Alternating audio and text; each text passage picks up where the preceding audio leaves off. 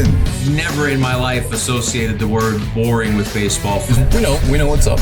Me? Yeah. Famous? Yeah. And I'm like giddy over there smiling like, we're about to win this shit. Did everyone give you crap? Give me a good host story. I'm not picking it up. We both love the game. We talk about it every day. Can't get enough baseball. Having some popcorn, you're fooling around your phone. I'd have to wait in line for 3 hours. Hang on, because it's about to be a wild ride. All right, there's nobody I'd rather be talking to right now than Dr. Daniel Laby. Nobody.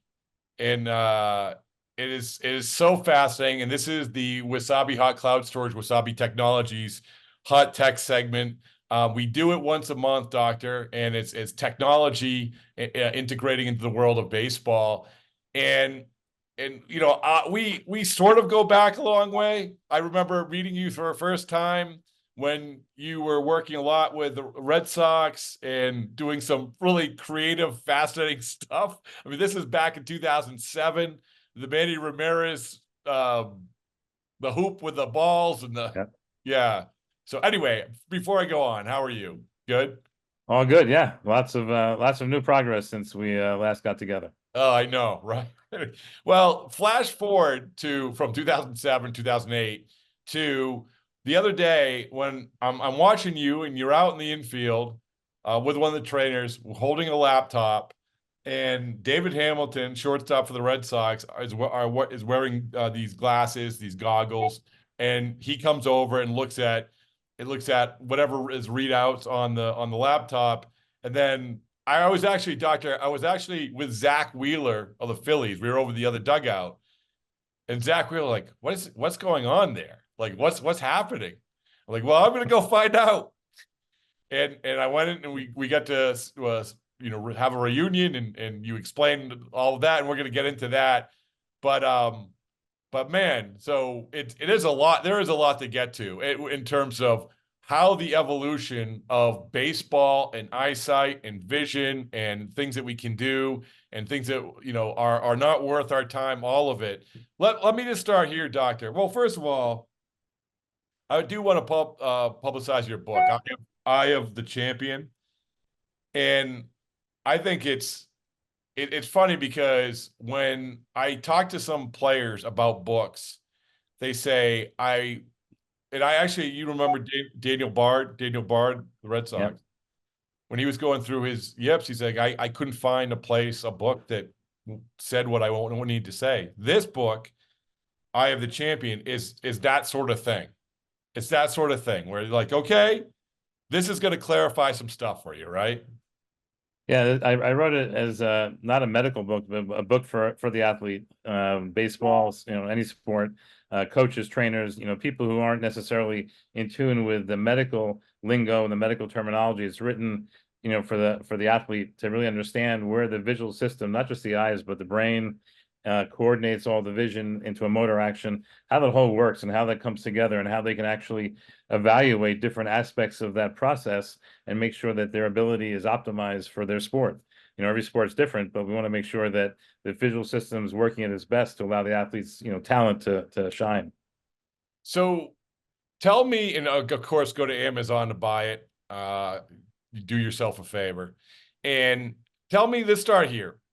Tell me about what I was watching the other day, when you have an infielder wearing goggles, wearing glasses, you're monitoring on a laptop. Tell me what was going on there.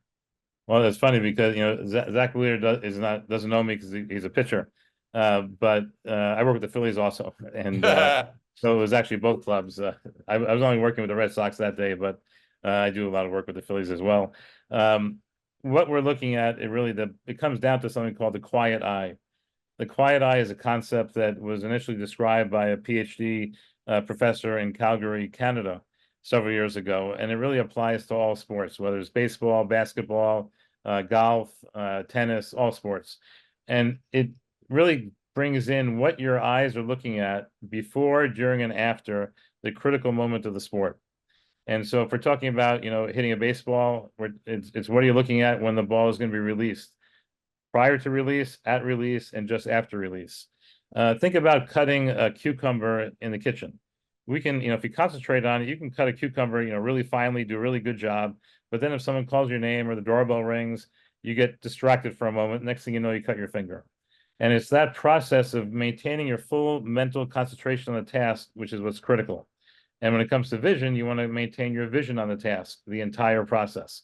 If you look away, for example, the moment the ball is released from the pitcher's hand, you're not going to be as successful a batter as if you were looking at the ball when it was released and actually moved.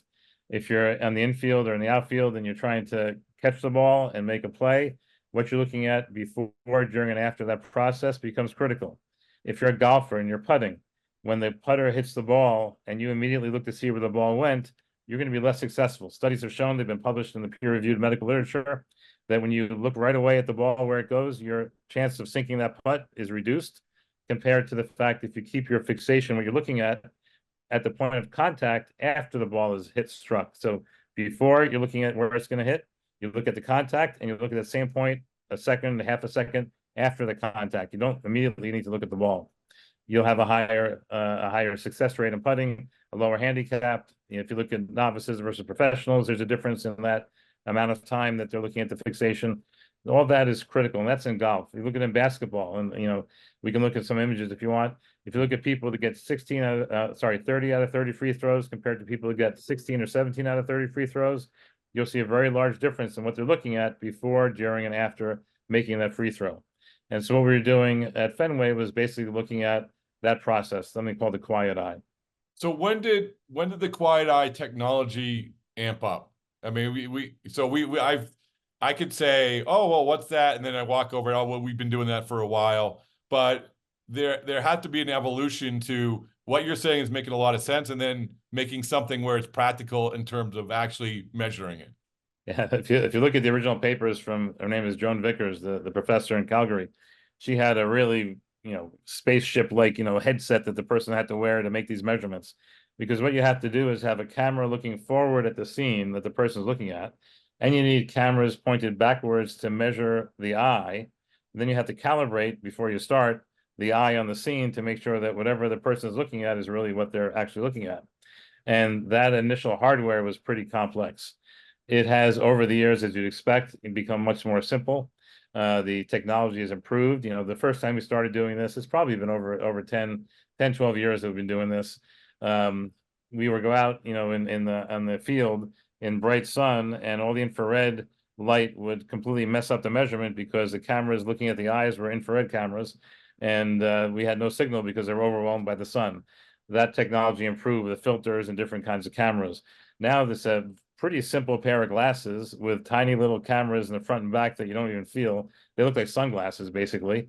There's a wire that goes back into a little box in your pocket, and it records. And it records at pretty high speeds, 50, 100 hertz, meaning 50 or 100 frames a second. And so if you think about, these sports events, which are pretty quick, catching a ball or hitting a ball is a very fast thing. When you at least have 100 images of that fast thing happening, and you can see where someone's looking for each of those little pieces. And it's become, it's a little expensive, in terms of hardware. The good hardware costs money, but obviously the investment's worthwhile when you're able to help somebody perform better. Well, in terms of helping, so it's two different things, right? So it's, when you do it, you probably say, wow, that guy is really, really good at focusing. Like that person is really, really good at focusing. And we're measuring, and we're using this technology to identify how good they are or how bad they are. And then you have the other part of it, which is we see that you are not focusing as much. Maybe you can focus better. So there's two different things here, right? Just like all the things we do in sports vision, there's an assessment and there's a comparison of your results to what's needed for that sport. Because not all sports are the same. And then if you're deficient in what you need, then there's a training or correction phase, and the correction may be, glasses to fix your vision sharpness, or it may be a training process where we can improve what you're looking at for enough time to be successful in gathering the information that you need. So when we talk about the evolution of this, how fast, and obviously with technology, this stuff moves, and you must find it fascinating, and you're at the forefront of this. In the last, say, you said 10 years it started, but let's say in the last 5 years, how much of an advancement are we seeing with this? Certainly within the last, 10 years, big advancement.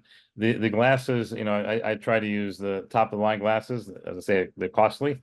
but they have a new version every 3-4 years, basically. I actually lease the device because I don't want to get stuck with an old version to use. So you lease it, you can change to the new version when it comes out. But I'd say every 3-4 years, a new device, and there's enhancements. There's software enhancements in how you can analyze the data, because there's a lot of, there's an objective and subjective analysis, right? You can look at a video and slow it down and see exactly what the person's looking at any moment. And that's very helpful in educating the player of what they looked at and what they need to look at and why they're either doing it right or wrong. But then there's a lot of data you can get, actually numerical data of how long, how many milliseconds someone's looking at the right spot, that can be used, obviously in statistical analysis and so forth. In a paper with an NBA team that we published, we looked at that data in looking at offensive and defensive performance on the court, and there was statistically significant differences in that quiet eye ability and their performance on the court. There were differences in different positions on the court, center, forward, and so forth. And so that made a difference as well. So you can look at it objectively and subjectively, and the data systems improve, almost every year. The new versions come out that have enhancements that make the analysis more specific and more easy to perform. Obviously, we're focusing on baseball. We look at, as you said, here comes the pitch. Are you focusing on it? Here comes the ground ball, whatever. Are you focusing on it? But as you say, you deal with other sports. When you're going through all these sports, soccer, basketball, football, baseball, what was the activity that you found most interesting when it came to the ability or inability for an athlete to use this quiet eye? Well, that's like the question I get asked all the time. Which sport has the best vision? That's a good one. I should ask that. I get that all the time, and I'm going to give you the same answer I give to that question, your question. Yeah. Each sport is different, and it's to me, it's fascinating to see those differences and the different abilities. Shooting free throws is something that I could potentially do, not very well, and maybe the quiet eye would help me. But that's different. The different skills, looking at what they can do there is different than looking at the ball player trying to hit a baseball. And to tell you the truth, we've recently started some work with another club in baseball looking at pitchers, and we been doing some work a couple of years with this club, and we've been able to increase the strike rate. How many? Interesting. Okay. How many strikes someone can throw. So there's each of these different positions and tasks is different, and each one is its own incredible process, and it's just it's very much fun and very satisfying to try to figure it out and to try to do things that we can help players perform better. I've seen players, I've known this for 32, 33 years already. And I've had players their entire careers from when they were at the draft, all the way through to when they retire. And it's satisfying to see guys that you start out young, you do some things to help them. They make the majors, they perform well. They remember you. I still get hugs from Manny Ramirez whenever I see him, for what we did with him. And many other players. One of the players, in Fenway, when I was in the clubhouse on Tuesday, came over and was like, wanted to talk about some of the vision stuff.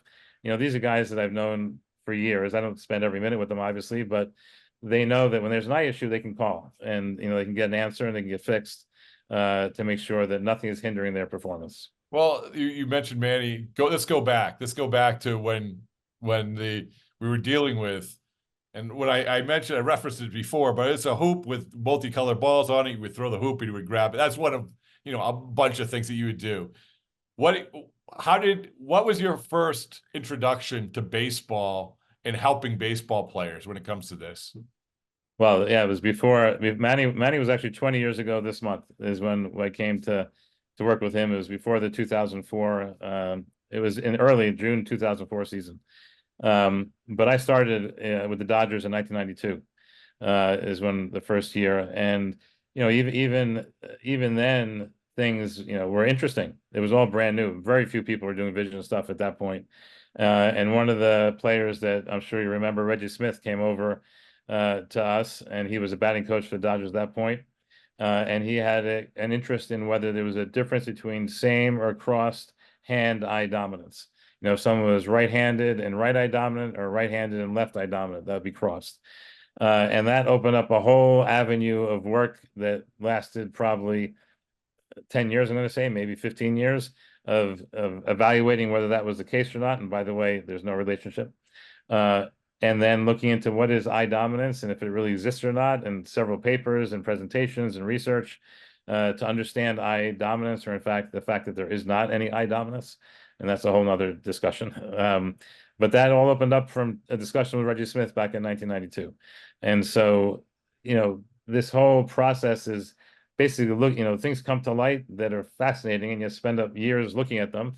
And then something else comes up, like, wow, that's cool. Let's look at that. And, even this past spring, we did some work with a new system that wasn't available. It's a brand new technology that looks at how fine your eye movements are. Not big eye movements like looking left and right, but when you're looking at something, naturally our eyes shake a little bit. That's important, because if they didn't do that, we would lose vision. It's important for the photoreceptors to constantly be kind of stimulated. If they're stimulated with the same signal all the time, they get immune to that, if you will, and you lose the vision.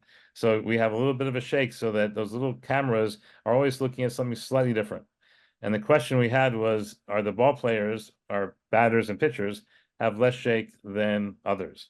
And the results are going to be published, but we found differences between Major League, Division I, and general population in how they move their eyes, and that probably contributes to the better performance visually of the professional, professional ball. So that was this spring you were doing working. So this past spring, the paper is not. It'll be presented probably in the fall and be published, a little while after that, with the initial results of that study. Well, I mean, it makes a lot of sense considering people, we criticize baseball players, baseball hitters, of like, oh, you're striking out. What, like the amount of time they have to make a judgment, to have a round bat hit a round ball is, especially now in this day and age of pitching, is incredible. And so that's where the eyesight, I would imagine, has to be on point more than ever. Yeah, and it's the whole process. That's what that's what we kind of go over. We go over in the book here, is the process. And it's called the sports vision pyramid. And you have to build this pyramid from the base up towards the apex on top, and the apex being performance on the field. The bottom of that is sharpness of vision. Our first paper showed that Major League Baseball players' average vision is 20/12. Now, not 20/20, which is kind of thought to be normal, not 20/15, which is one line better, but 20/12, which is half of the next line better, getting that correct. That's the average. That's not the the best. That's just the average.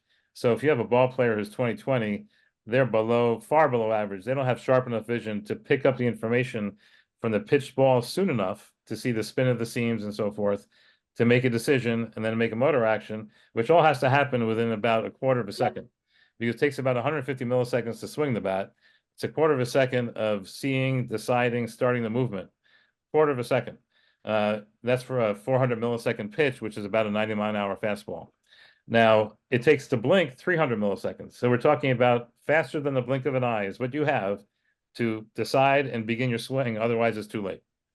Obviously, you need really good vision 60 feet away to pick up that spin of the ball, 3-inch ball, small amount of spin. So you need really good vision. So 20/12 is the average. If you're 20/15, you can probably do it. If you're worse than 20/15, it's not going to happen. You're just not going to, most likely not going to make it. And so that's the bottom. But then you have to use your eyes together properly. You have to be able to process the information quickly. You have to make a motor action, a perfectly guided motor action, immediately as well. And if all those are working well, you get to the top of the pyramid. And what we do is we look at each of those levels in order to optimize, correct, fix, train, everything to let the athlete's talent show. Anyone who just listened to what you just said and doesn't look at baseball players in a different light, they're crazy. It's incredible. It's incredible what they do at this level. But in this section, yes, but all athletes are incredible, to be honest with you, because every sport requires different skill. How do basketball players, Celtics players, make passes behind their back accurately to their teammates when they're not looking at their teammates? That's pretty incredible too. Running down the court, you got people all over you, and you make this pass. Is amazing. How does a guy yesterday, from midcourt make a buzzer beater before the half, right? How does that happen? That's incredible. And so athletes are selected and they get that far because they're incredible. And you really need to understand that these guys are superhuman. All right, here's a couple of stupid questions for me. Number one, which is you mentioned like which athlete or which group of athletes had the best vision. Which athlete had the best vision? Which is there any guy that stands or woman who stands out? Well, we're gonna go back to my probably one of my favorite players in the years I'm doing this, and that's Manny. Because Manny didn't have the best, sharpest vision. He had good vision. He didn't have the fastest hands. He didn't have, he wasn't the best, I'm gonna say at anything. But he was good enough at everything that when you put it together, you had a really good baseball player.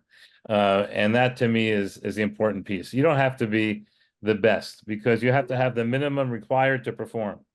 As long as you have the what's required to perform at each of those levels, you're going to succeed. If you have the best in one, but you're the worst in the other, you have a roadblock. You're not going to make it. And so, the best vision isn't the question. It's the best package. That's the question.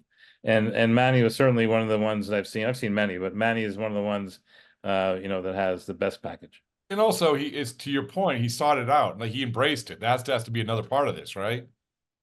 Yeah, I worked with, in the years I've been doing this, more than half of MLB clubs.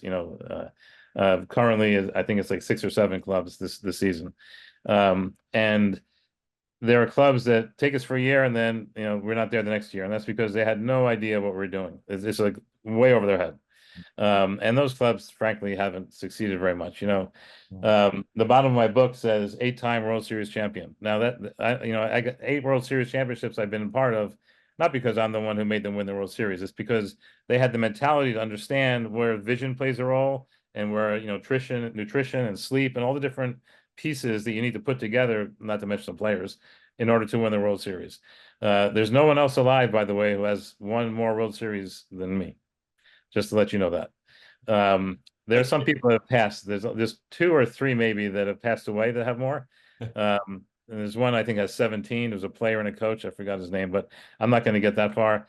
But I'm within 1 or 2 of Yogi Berra, and maybe one of, I think, Joe DiMaggio. So these, that's pretty good. Impressive.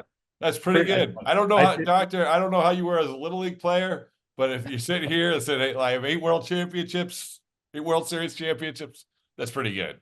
No, you don't want to see me in Little League. I went to medicine for a reason. But I look back and I think about when I was in Little League in high school, and to ever have gotten this opportunity to work with athletes like this, and that's in baseball. NBA we talked about. I've worked I've been to the Olympics in Beijing with the U.S. Olympic team with them. I had a team at the Tokyo Games recently. Red Bull there's this, I don't know if you've seen this movie Red Bull made about my work with a Premier League player in the UK, Trent Alexander-Arnold, who's playing for England now with the Euros. That was a great movie, great experience. I got to evaluate and train him. I look at my career and I say, I'm not too old, but I'm in the 60s. Look at my career and I'm like, wow, I can't believe I've done all these things. It's just, blows my mind that I've had this opportunity to work with these athletes, to go to these places. The World Series championship obviously is icing on the cake. That's awesome. And the other stupid question I have is, do you work with umpires? I think I didn't hear that. I lost you there. Oh, the other, do you work with umpires? We've tried. We've reached out to them. We've been turned down. The umpires have a little bit easier because they don't actually have to swing the bat, so they can actually watch the ball further. There's no doubt in my mind that we could make a lot of difference. Umpires are up against the automated, strike zone, and my guess is if we were to work with them, we could have we could give them a lot of energy, a lot of potential to fight back against automatic strike zones, and perhaps be I'm going to say more accurate in their calls if we're comparing it to a computer. And the last thing is, what you had mentioned, the thing that you were working on this spring. What's the next level? What's the next thing? Is maybe that's it? Is there like another? Maybe it's something that you haven't even worked on, but I'm like, I wonder if we could do that. Is there anything like that? Yeah, there are a couple other things that we did some pilot work on this spring as well, that if it shows out to have some some value. If there's some smoke, we'll investigate deeper and do more of that over the next couple of years. The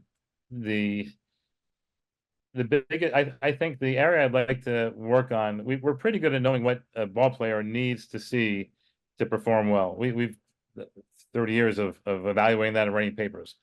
What we haven't seen are two things. One is the ability to really train that easily. And number two is transfer that effect onto actual on-field performance. As I said, with the quiet eye, with the pitchers, we're showing increasing ability for strike rates with training. So, that's translating into on-field effects. But one of the things I'm looking at is this new Apple Vision Pro headset, right? And the not so much trying to simulate a pitch, because frankly, none of the headsets out there, even if the company says they are, truly simulate what the batter sees when they're trying to pick up a ball. The resolution isn't quite fast enough. The screen refresh rate on the headsets isn't fast enough. And so the batter's just not seeing a true representation of the ball release, the spin of the ball initially at the proper distance and so forth to react. So even though there are lots of apps out there, headsets, big companies that have lots of smoke, they really, A, they haven't shown statistically any improvement. B, if you look at the mechanics of the hardware, it just can't do it. But the Apple Vision Pro is a different breed of hardware. And I suspect that we're not to show so much recreate a baseball batting situation, but to recreate the visual skills needed to perform when batting. And I think the Vision Pro has a resolution that we can get that. So that's sort of my next area of interest. What I need is a good programmer to help, put the programs together. I'm not, my wife will verify, I'm not a good businessman. And there's probably a ton of stuff I could have, marketed and sold, and that's just not what I do. What I want to do is figure it out, understand it, and then improve the athlete. And that's, if I can develop a system that can do that, I don't need to have, royalties or own it.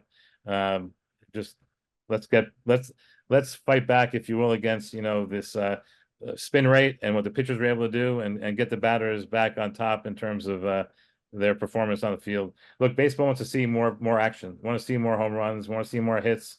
They don't want to see strikeout after strikeout after strikeout, or ground out and so forth. So if we can get the batters back up a little bit, over the pitchers, maybe that's a good thing.